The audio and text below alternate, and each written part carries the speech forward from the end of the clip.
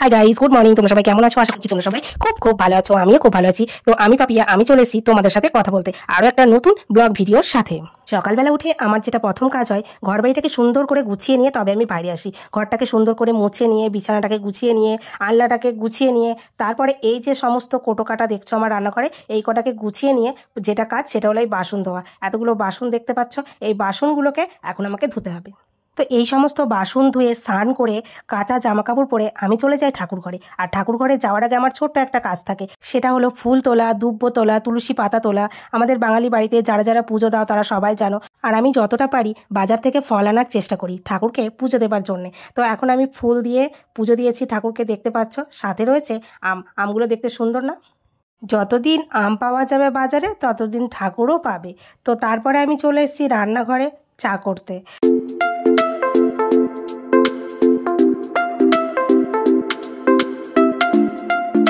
চা হয়ে গেছে, চাটা ছেঁকে দেবো, কিন্তু ছাঁকনিটা করে ছোট রান্নাঘর তো দিয়ে খুব অসুবিধা হয়।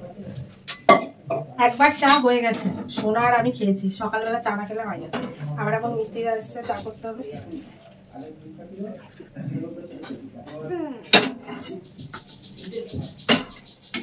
মামা সবাইকে রাখবো, চা দিয়ে মিষ্টি টিষ্টি ঠিক আছে? হ্যাঁ, চাটা নিয়ে যাও, চা দিয়ে দাও। পরিমল দাদাকে থেকে শুরু করো, এখান থেকে নিয়ে যাও।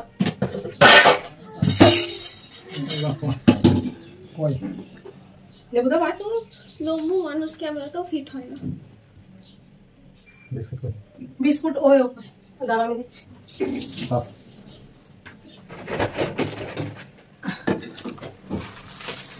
এমন ভাবে আসবে সামনে, দেখ কাউকে দেখা দেবে না। আর একটা তোলো, গোনা আছে, আর একটা তোলো। ছটা হয়ে গেছে মানে বিস্কুট। প্লেটে ডাইনিং আছে, ডাইনিং টেবিল আছে, চল যাও ওখানে কোটো থুই দিবা। ওখানে বিস্কুট নেবে, ওখানে কোটো থুই দেবা। তো চায়ের ঝামেলা চুকে গেছে, এবার রান্না করবো। তো এখন আমি রান্না বসাবো। রান্না করে চাল নিয়ে নিয়েছি, তো চালটা এখন দিয়ে নেবো। বেশিরভাগ সময় আমাকে রান্না করে দেখবে, না ডাইনিং টেবিলে দেখবে, নয়তো ঘরে শুয়ে আছে। ঘরের বাইরে সেরকমই বেরোয় না। ওই শখ করে দুই একবার ওখানে হয়তো গেলাম, এক বাজারে গেলাম, কোথাও গেলাম, আলাদা কথা। তাছাড়া চাল ধোয়া হয়ে গেছে, চালের মধ্যে ডালটা দিয়ে দেবো। ডালটা সেদ্ধ হয়ে যাবে। পেঁয়াজ দিয়ে ডাল করবো আজকে।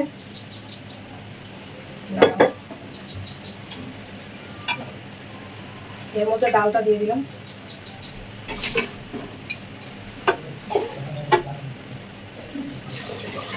আজকে সারাদিন মনে হচ্ছে বৃষ্টি হবে, এত মেঘলা ওয়েদার, কি বলবো। ভাতটা বসিয়ে না দিলে টাইমে হবে না। ভাত বসিয়ে দিয়েছি, এবার হবে তরকারি। তরকারির জন্য আমি কি করবো, প্রথমে বলতো আমটা সিদ্ধ করে নেবো। আগে আমের চাটনিটা করে নেবো, তারপরে ওদিকে মশলা পাকিয়ে নিতে হবে। আমটা এতে সেদ্ধ করবো, এটাই সেদ্ধ করে রাখি। এটাতেই পরে এখনই ধোয়া হয়ে যাবে। আমের চাটনি কিভাবে করবো ওইভাবে করবো।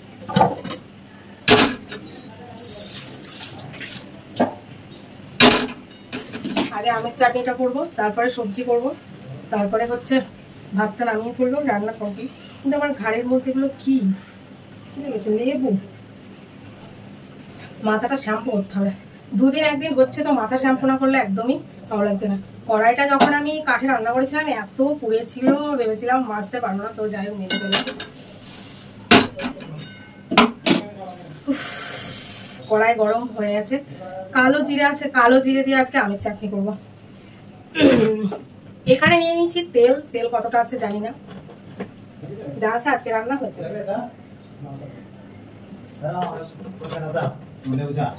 কি সোনা খাবে কি? দেখো নাও কি। তো এখানে এতটা চা বেঁচে গেছে, খাইনি, তো এটা আমি খেয়ে নেবো। এখন টাকা থাক, এখন আমার কাজ আছে। খাবে না এখন, না খাই থাক।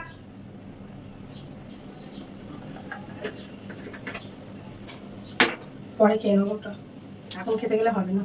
তো এখানে তেল গরম হয়ে গেছে, আমি দিয়ে দেবো আমগুলোকে। আমগুলোকে দিয়ে দিচ্ছি।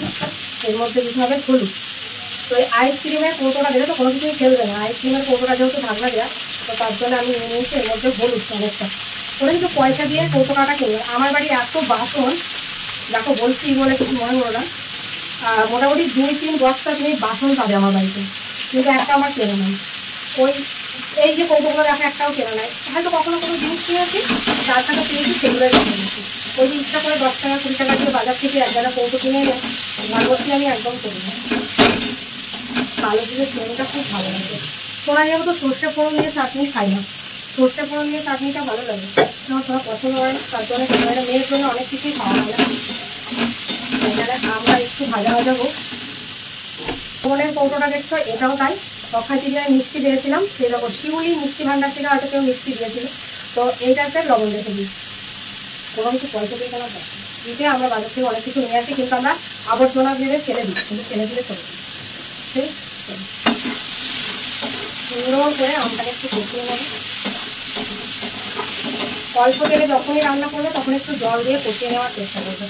আর বেশি তেল দিলে তো কোনো গল্প নেই, বয়ের পকটে যদি ভারী থাকে তাহলে বেশি তেল দিয়ে রান্না করবে, টেস্ট হবে।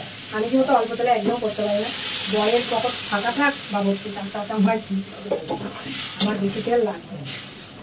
এখানে আমটা সেদ্ধ হোক, ততক্ষণ আমি কড়াইয়ের ঢাকনা নিয়ে আসি, উপরে আছে। আমার বাবা সবসময় বলতো মানুষ রূপে ভগবান, তো সত্যিই তাই। এই যে ভদ্রলোককে দেখছো চা খেতে, এই ভদ্রলোক হঠাৎ আমার বাড়ি এসছে ভিক্ষা করতে। এর আগে 4 জন এসেছিল ভিক্ষা করতে, তো আমার বর যা টাকা ছিল দিয়ে দিয়েছে, তো এখন বলছে আর টাকা নেই। তো কি বলবো, মানুষকে আমি ফেরাতে একদমই পছন্দ করি না। তারপরে আমি বললাম ঠিক আছে, চাটা গরম করে দিলাম। আমার বর বলছে চা কি খাবে, আমি বলছি দাও না, নিশ্চয়ই খাবে। চাটা আর বিস্কুটটা দিলাম, তারপরে আমি বললাম একটু দাঁড়ান দেখি কোথাও পাবেন কি, ভগবান যদি আপনার জন্য টাকা রেখে থাকে তাহলে আপনি নিশ্চয়ই পাবেন। তো ঘর খুঁজে দেখলাম 2 টাকা পাওয়া গেল, কিন্তু 2 টাকা দিতে গেলেও লজ্জা লাগছে, কারণ আজকের দিনে 5 থেকে 10 টাকা না দিলে নিজেরও মন পাওয়া যায় না, মানে যাকে দেবো তারও মন পাওয়া যায় না। তো সত্যি কথা বলতে আমি টাকাটা দেওয়া মাত্র ওই ভদ্রলোক নিয়ে নিল আর খুব খুশি হয়ে বাড়ি চলে গেল। এই দাঁড়াও তোমাদের সাথে কথা বলতে বলতে এদিকে আমার আমের চাটনি রেডি হয়ে গেছে। আজকে যা যা সবজি করেছি সব দেখানো হয়নি। আর এদিকে আমার বরকে দেখো, এত শোকেস ভর্তি জামা কাপড় থাকতেও সবসময় লুঙ্গি পরে বসে থাকবে, সারাদিন সবসময় লুঙ্গি আর লুঙ্গি, লুঙ্গি ছাড়ার যেন কিছু বোঝে না। আর চলো আজকে দেখায় আমাদের ঘরের কাজ কতটা কমপ্লিট হলো। ঘর করতে খুব ভালো লাগে, কিন্তু যা পয়সা খরচা, সত্যি সেই হয় না। পয়সা খরচার কথা ভাবতে গেলে বাড়ি ঘর করা যাবে না। তো দেখো কি অবস্থা, এত দিন হচ্ছে কাজ হচ্ছে, আজকে অনেক কয়দিন হয়ে গেল, এখনও এইটুকু ঘরের কাজ হলো। যখন আমরা প্রথম বাড়ি শুরু করি তখন আমি ব্লগ বানাতাম না, তো এখন যেহেতু আমি ব্লগ বানাই তখন আমাদের ঘরের সমস্তটা কাজ আমি তোমাদের সাথে শেয়ার করব।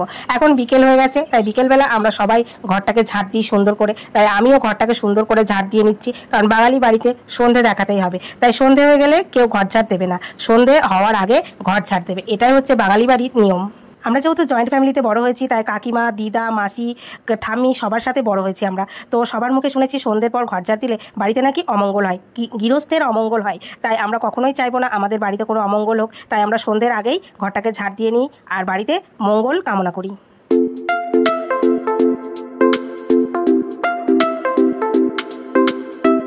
এখন বিকেলবেলা, তাই আমি নিয়ে এসেছি আলুর চপ আর মুড়ি।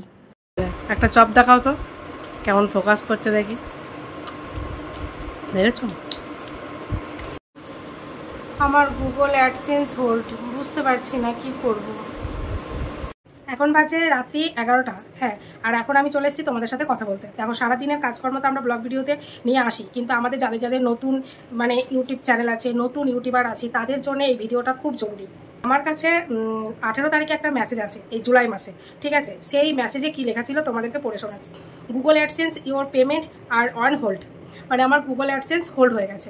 এবার কিসের জন্য হয়েছে, কী কারণে হয়েছে সেটা তো আমি জানি না, আর যারা আমারই মতো নতুন তোমরাও হয়তো জানো না, তোমাদের সাথেও এই ঘটনা ঘটতে পারে, তো তার জন্য আমি এটা শেয়ার করছি, ঠিক আছে? তারপরে ইংলিশে অনেক কথা লেখা আছে, দেখো আমরা হচ্ছে কি বাঙালি, তাই সবাই অনেকটা ইংরাজি বুঝতেও পারবে না, বাকি আমি ইংরাজি পড়ে শোনাচ্ছি না, আমি বাংলাটাই তোমাদেরকে পড়ে শোনাচ্ছি, কারণ আমি নিজেও অতটা ভালো ইংরাজি জানি না, যেটা জানি না সেটা সত্যি কথা, ঠিক আছে? তো বাংলায় আমি সেটা সার্চ করে দেখলাম, যে দেখি ইউটিউব আমাকে কি বোঝাতে চাইছে। তবে আমার ইউটিউব জার্নিতে একটা জিনিস আমার খুব ভালো লেগেছে, মানে আমার প্রতিটা মুহূর্তে মেসেজ দিয়েছে, আমার কোনো ভুল হলে ঠিক হলে যাক মেসেজগুলো ঠিক টাইমে পেয়ে যায়। মেসেজ ঠিক টাইমে তোমরা যদি পাও অবশ্যই দেখবে, সেটাকে এড়িয়ে চলে যাবে না, তাহলে তোমাদেরই ক্ষতিটা হবে।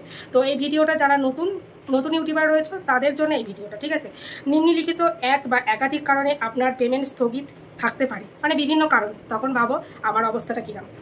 কোনো ট্যাক্স তথ্য নেই, মানে ট্যাক্স, বুঝতে পারছো? আপনার পেমেন্ট পরবর্তী উপলব্ধ পেমেন্টের চক্রে অন্তর্ভুক্ত করা হয়েছে তা নিশ্চিত করার জন্য যত তাড়াতাড়ি সম্ভব আপনার ট্যাক্স তথ্য জমা দেবে। ট্যাক্স বুঝে নেবে ভালো করে, ঠিক আছে? আমি ভুল বললেও তোমরা আমাকে ভুলটা ধরিয়ে দেবে, ঠিক আছে? জমা দিন বা আপডেট করুন। আপনার অ্যাকাউন্ট ব্যবহার করতে এবং পেমেন্ট পেতে আপনার তথ্য আপডেট করুন। দেখেছো?